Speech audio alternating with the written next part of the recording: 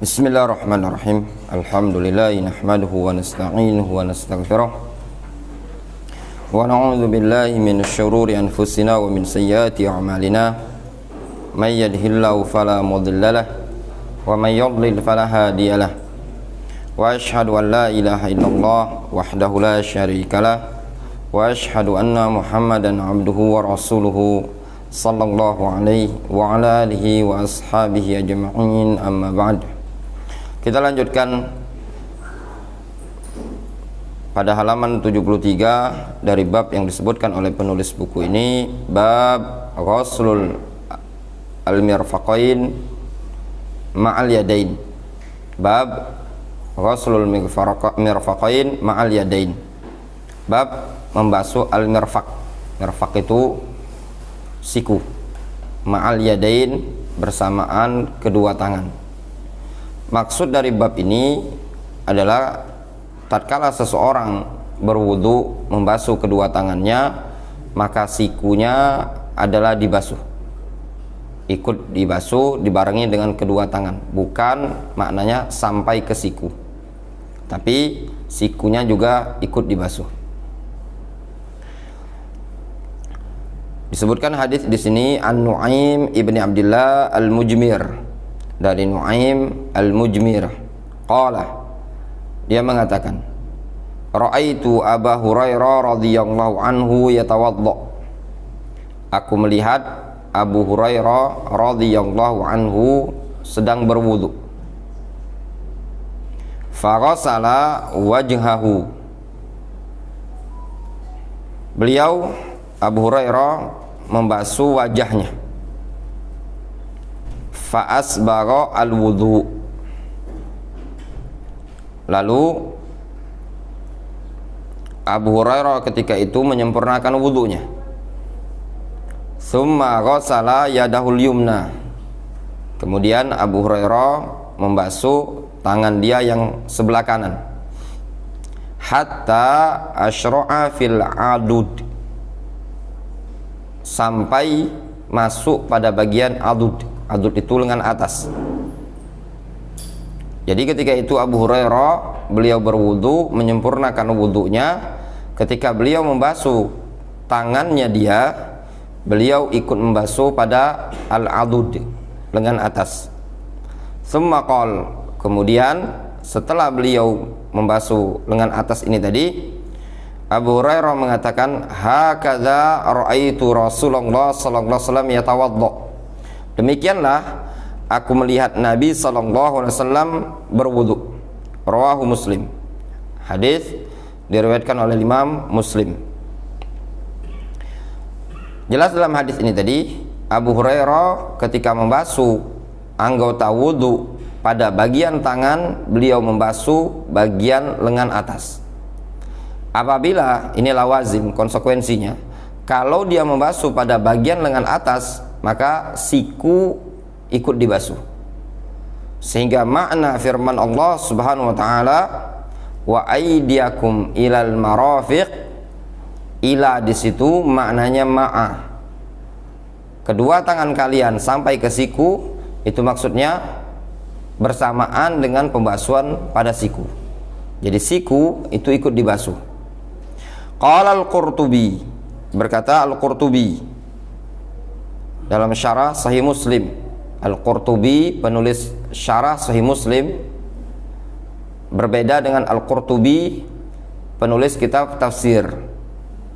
Kata Al-Qurtubi, wal isyra' al-marwi 'anin nabiy sallallahu alaihi wasallam mahmulun ala isti'abil mirfaqain wal ka'bain bil ghusli.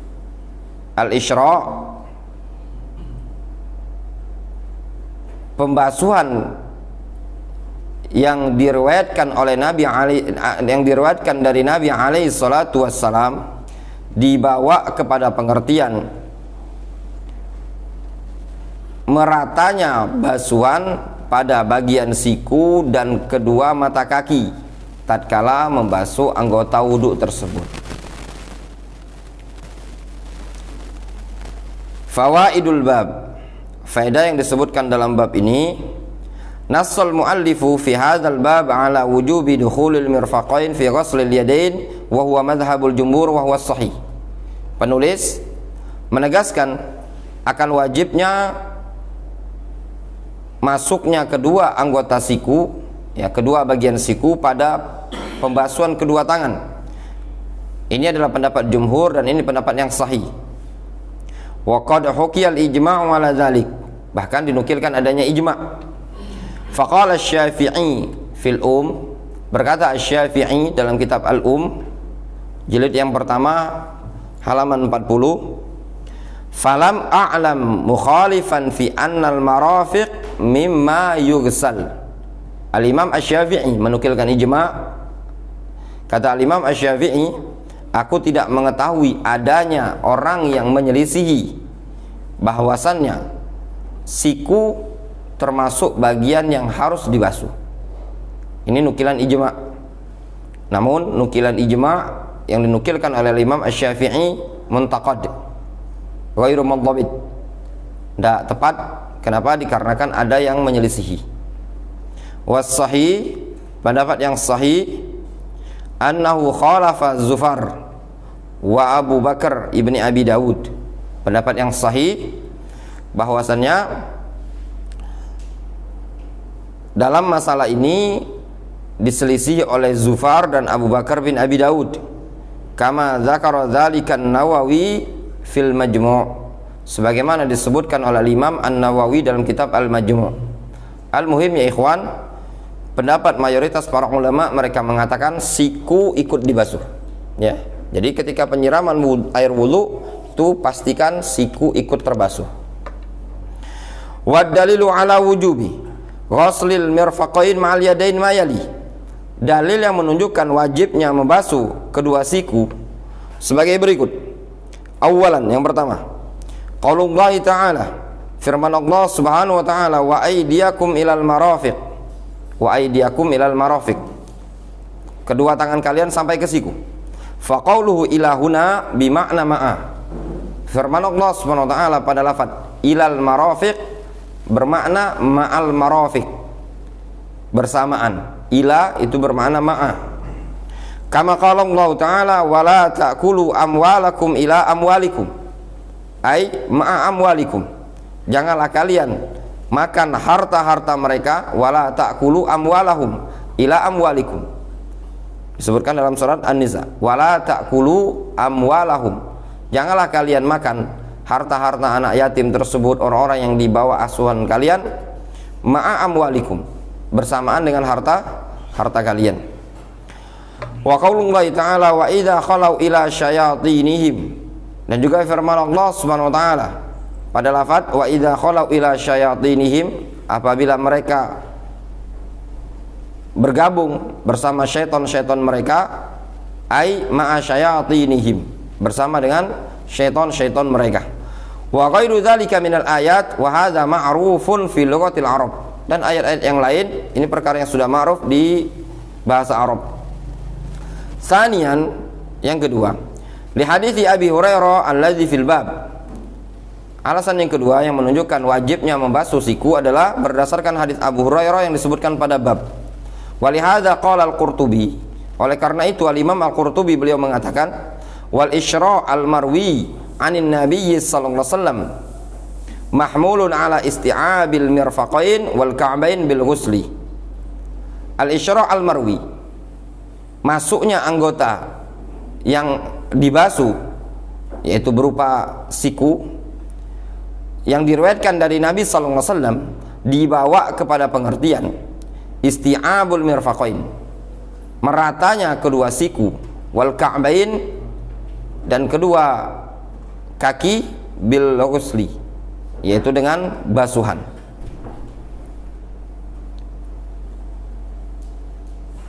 Salisan, lam yunqal 'anin Nabi sallallahu alaihi wasallam annahu akhalla bi ghusli mirfaqaihi wala marratan wahidah.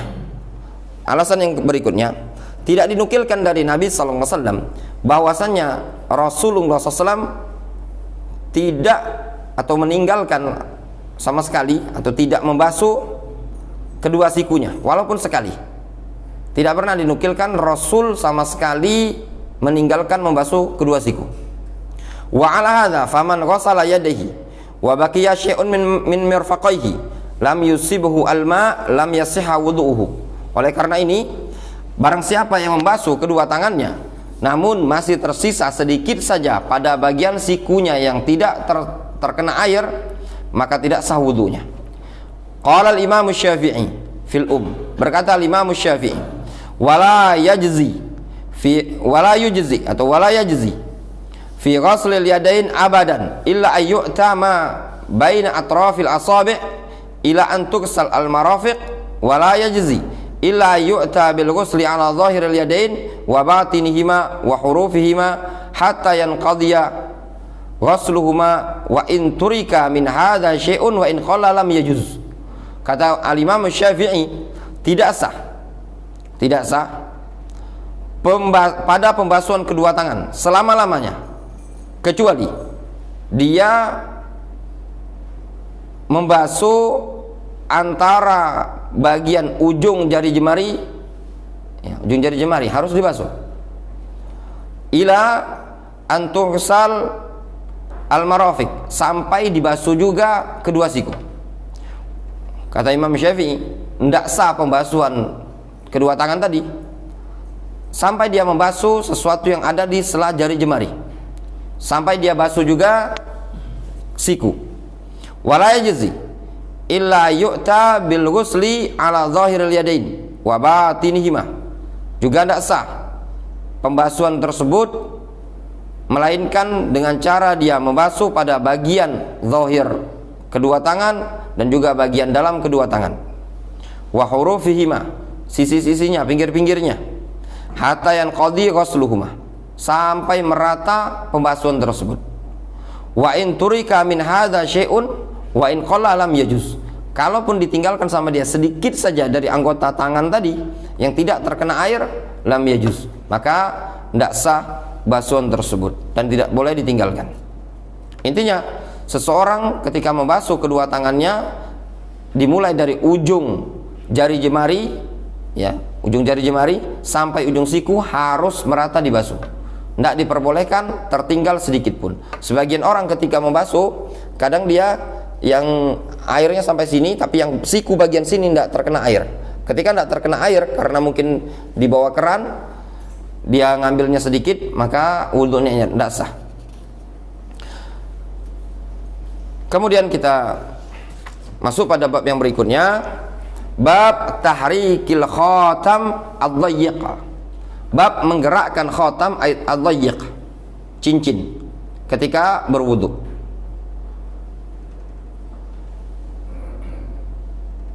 An Laqit ibni Sabirah, dari Laqit bin Sabirah, qala Rasulullah SAW, Rasulullah SAW bersabda, asbigh al-wudu, asbighil wudu wa khallil bainal asabi', rawahu Abu Daud. Sempurnakan wudu dan selahlah jari jemari. Dalam hadis ini Rasul SAW menganjurkan untuk menyela jari jemari. Hikmahnya kata para ulama, dikarenakan ada kekhawatiran kalau air wudhu tersebut tidak masuk pada sela jari jemari. Kalau seandainya tidak ada kekhawatiran dikarenakan tidak rapat, maka tidak perlu di sela-sela. Namun kalau rapat itu terkadang wajib, ya. Mereka mengatakan untuk menyela jari jemari ada dua hukum. Kalau seandainya rapat maka hukumnya wajib. Ma la yatimul wajibu illa bihi fahuwa wajib. Sesuatu kewajiban tidak sempurna kecuali dengan suatu perkara tadi, maka perkara tadi berubah menjadi wajib hukumnya. Kondisi kedua, kalau seandainya sudah sampai air, kalau sudah sampai air mereka mengatakan hukumnya tidak wajib, namun kalau mau dilakukan hukumnya sunnah. Qila li Ahmad ibn Hanbal, dikatakan kepada Imam Ahmad ibn Hanbal, man tawadda'a yuharriku khatamahu, orang yang berwudu apakah dia menggerakkan cincinnya kalau dia menggunakan cincin?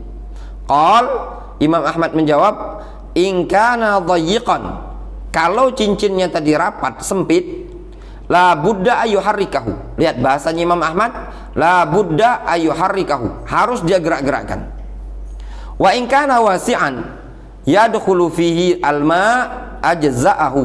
Namun kalau longgar cincin tadi, air bisa masuk di sela-sela cincin tadi, maka ajza'ahu, kata beliau, itu sudah cukup.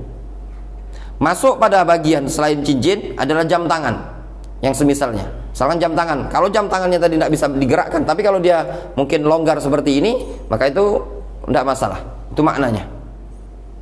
Tapi kalau seandainya dia rapat, ya, tidak ada celah bagi air untuk masuk, maka digerak-gerakkan sama dia. Fawaidul bab. Zahaba jumhurul fuqaha.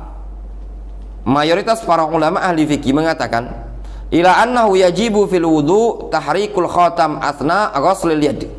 Jumhur mengatakan, ketika berwudu wajib menggerakkan jari jemari ketika membasuh tangan. In kana dhayyiqan, apabila sempit cincinnya tadi. Wala yu'lamu usulul ma wala yu'lamu usulu ma'il wudu ila ma tahtahu, dan tidak diketahui sampainya air di bawah cincin tadi. Fa in kana al-khatam wasi'an, namun kalau seandainya cincinnya longgar, au kana dhayyiqan, ataupun sempit, wa alima usulul ma, dan diketahui air tadi bisa sampai di bawah celah cincin tadi, ila ma tahtahu, fa inna tahrikahu la yajib, maka gerak-gerakannya juga tidak wajib, bal yakunu mustahabban, itu hukumnya sunnah, sama seperti tadi ya. Intinya kalau seandainya cincinnya longgar, air bisa masuk walaupun sempit, tapi kita pastikan bisa masuk selah air tadi, juga tidak wajib untuk digerakkan. Namun kalau ada kekhawatiran air tadi tidak masuk di sela-sela cincin tadi, maka harus digerak-gerakkan supaya airnya bisa masuk menyerap. Qala An-Nawawi fil Majmu', berkata Imam An-Nawawi dalam kitab Al-Majmu' Syarhul Muhadzab. Qala ashabuna, berkata ashabuna ay ashab asy-Syafi'iyah. Syafi'iyah mengatakan, idza kana fi usbu'ihi khatamun falam yasil al-ma'u ila ma tahtahu wajaba isalul ma' ila ma tahtahu bi tahrikihi aw khal'ihi. Kata Imam An-Nawawi, Syafi'iyah mengatakan, apabila di jarinya ada cincin dan tidak sampai air tersebut kepada sela-sela cincin tadi, maka wajib dia menyampaikan air tersebut, mengalirkan air tersebut ke bawah cincin tadi, bitahrikihi, dengan cara menggerakkan cincin tadi, au khal'ihi, atau dilepas. Bingung ya, lepas gitu. Wa in tahaqqaqa usuluhu ustuhibba tahrikuhu. Namun kalau dipastikan air tadi sudah menyerap, sudah ngalir di bawah cincin, itu menggerakkan cincin hukumnya mustahab. Sebagaimana menggerakkan jari jemari hukumnya mustahab kalau longgar. Warawa al-Baihaqi fihi hadisan. Ada hadis sebenarnya diriwayatkan oleh Imam al-Baihaqi,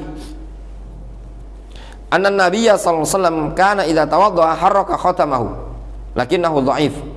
Ada hadis diriwayatkan oleh Al-Baihaqi rahimahullah bahwasanya dulu Nabi ketika beliau berwudu, beliau menggerakkan jari jemari, namun hadis ini dhaif. Itu permasalahan cincin, hukumnya mubah. Hukumnya mubah, tidak dikatakan sunnah ya.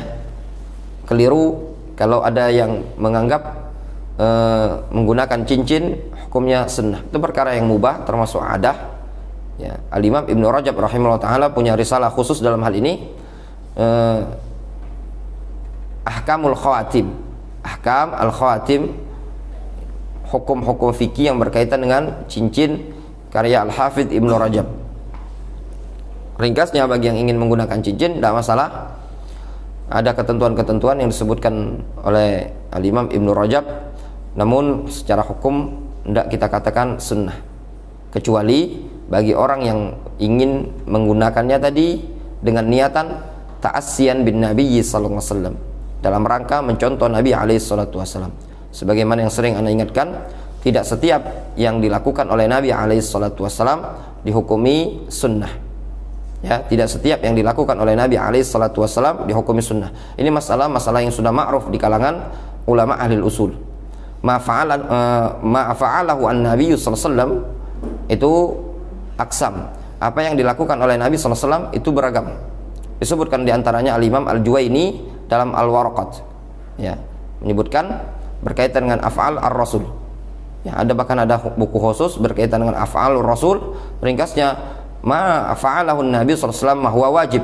Apa yang dilakukan oleh Nabi sallallahu alaihi wasallam itu terkadang ada yang sifatnya wajib untuk kita ikuti. Ada yang dilakukan oleh Nabi alaihi salatu wasallam sifatnya sunnah. Ada yang dilakukan oleh Nabi alaihi salatu wasallam yang sifatnya mubah. Tidak dihukumi wajib, tidak dihukumi sunnah. Ya. Ini pembahasan yang disebutkan oleh para ulama af'alun Nabi sallallahu alaihi wasallam al-mujarradah anil aqwal. Ya. Tindakan-tindakan Nabi sallallahu alaihi wasallam yang murni tanpa diikuti oleh anjuran Rasul. Ya. Ini sebagian orang kadang kurang memahami dari perbuatan Nabi alaihi salatu wasallam, sehingga mereka menganggap bahwasanya setiap yang dilakukan oleh Nabi alaihi salatu wasallam adalah wajib. Tidak. Kata para ulama, ada yang dilakukan oleh Nabi alaihi salatu wasallam minal jibillah, dari perkara-perkara yang sifatnya tabiat. Apakah dikatakan Rasul alaihi salatu wasallam, apakah dikatakan bahwasanya makan kurma adalah sunnah?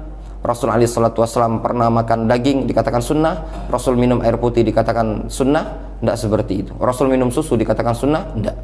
Ya. Nah, ini kurang tepat kalau menganggap apa yang sifatnya tabiat dikatakan sunnah. Mereka para ulama mengatakan perkara-perkara yang sifatnya tabiat bisa berubah menjadi sunnah, itu tergantung dengan niat orang yang mengerjakannya.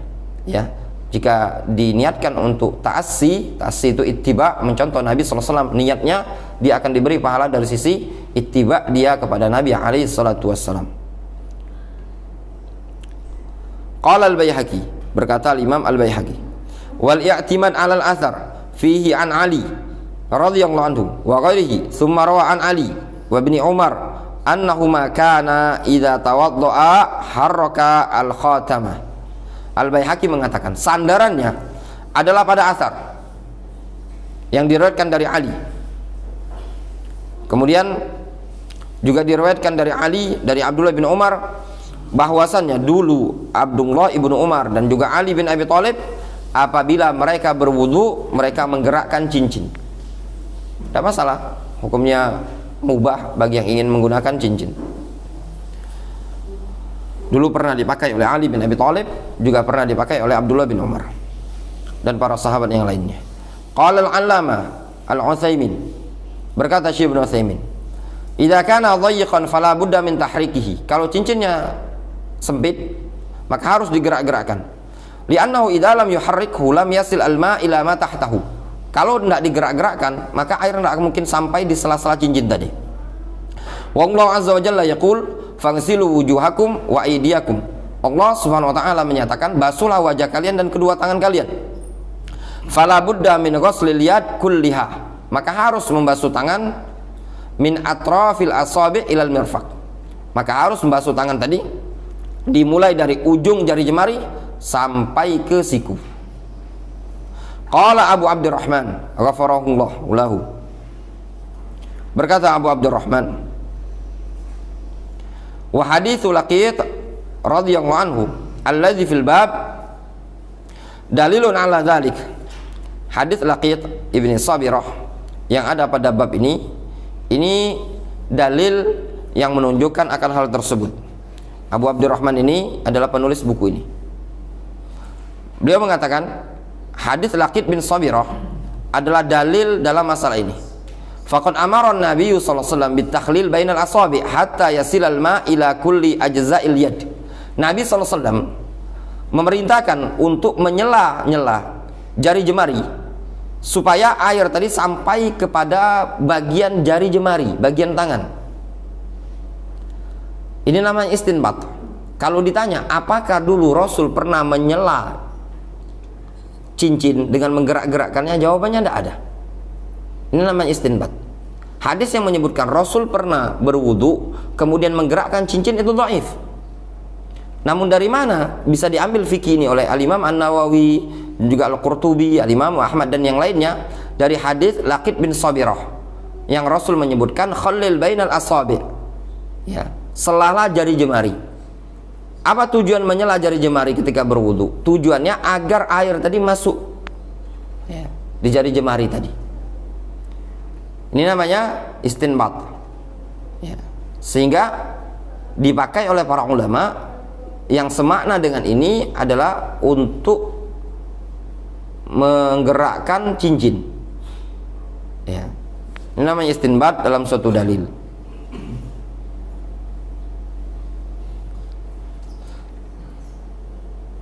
Makanya dalam al-istidlal mereka membuat dalil itu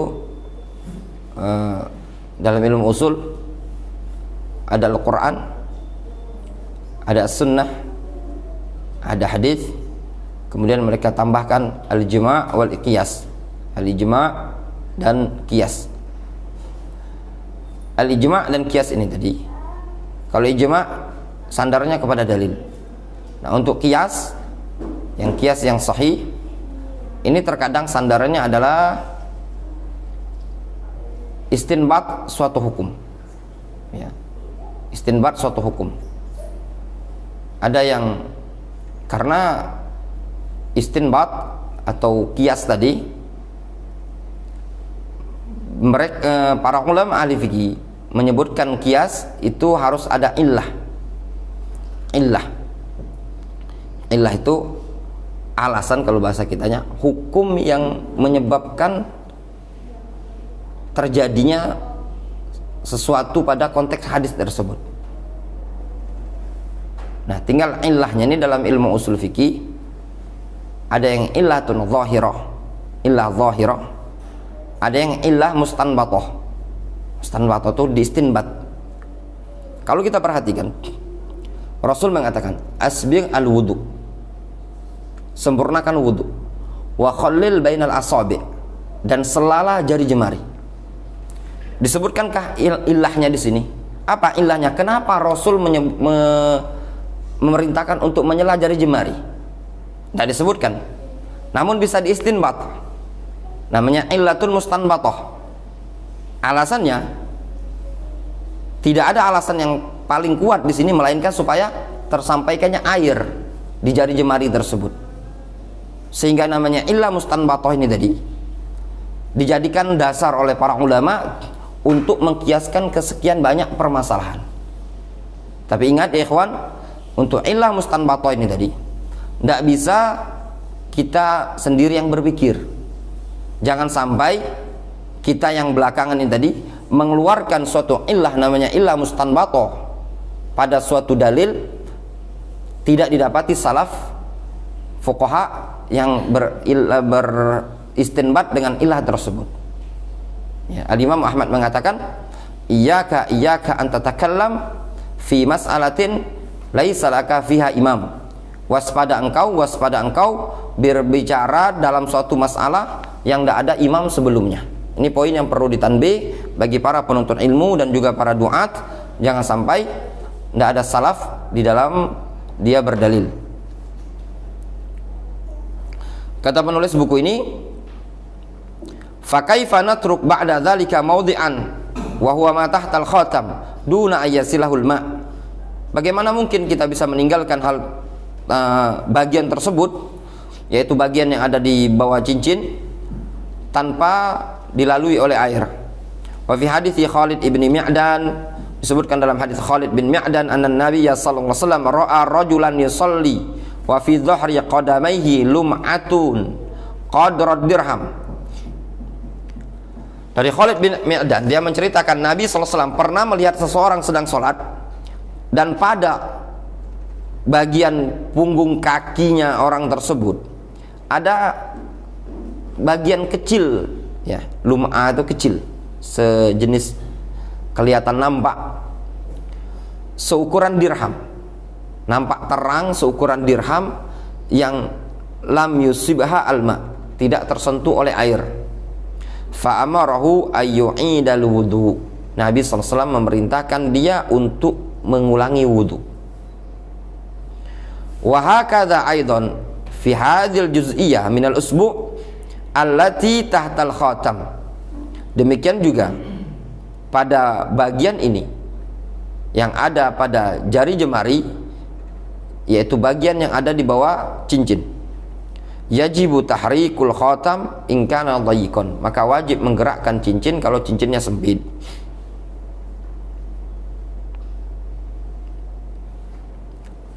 Itu tatkala berwudu ya, tinggal digerak-gerakkan bagi yang memiliki cincin. Kalau seandainya dia mau dilepas juga tidak masalah, sebagaimana dikatakan oleh Imam An-Nawawi tadi. Waqila li Ahmad ibn Hanbal, dikatakan kepada Imam Ahmad ibn Hanbal rahimahullahu taala, man tawaddo'a yuharrik khatamahu, orang yang berwudu apakah dia menggerakkan jari jemarinya? Qal, Imam Ahmad mengatakan, in kana dhayiqan la budda yuharrikahu, kalau seandainya cincinnya kecil sempit maka harus digerak-gerakkan. Wa in kana wasi'an yadkhulu fihil ma ajza'ahu, kalau seandainya longgar air bisa masuk pada bagian cincin tersebut maka itu sudah tercukupi. Wallahu ta'ala a'lam bishawab. Ada pembahasan yang berikutnya, bab mengusap kepala sekali marrah wahidah. Insyaallah mungkin kita lanjutkan pada pertemuan yang berikutnya. Intinya untuk cincin tadi dia wajib digerak-gerakkan kalau cincinnya sempit dan tidak sampai air pada bagian bawah cincin tadi. Hukumnya wajib. Yang mengatakan wajib adalah Imam Ahmad, Al-Imam An-Nawawi rahimahullah ta'ala, dan itu pendapat jumhur ahli fikih ya. Di antara sisi argumentasi yang menunjukkan harus wajib digerak-gerakkan adalah hadis Laqit bin Sabirah wa khallil bainal asabi, dan juga diriwayatkan asar oleh Al-Baihaqi bahwasanya Ali bin Abi Thalib dan juga Abdullah bin Umar dulu mereka ketika berwudu mereka menggerak-gerakkan cincin. Ini juga dari hadis Rasulullah SAW, dikuatkan dengan dua asar dari sahabat. Ini dalil yang sangat sharih menunjukkan permasalahan seperti ini tadi. Wallahu ta'ala a'lam bishawab. Naktafi bihadzal qadar wa sallallahu ala nabiyyina Muhammadin wa ala alihi wa ashabihi ajma'in. Wassalamualaikum warahmatullahi wabarakatuh.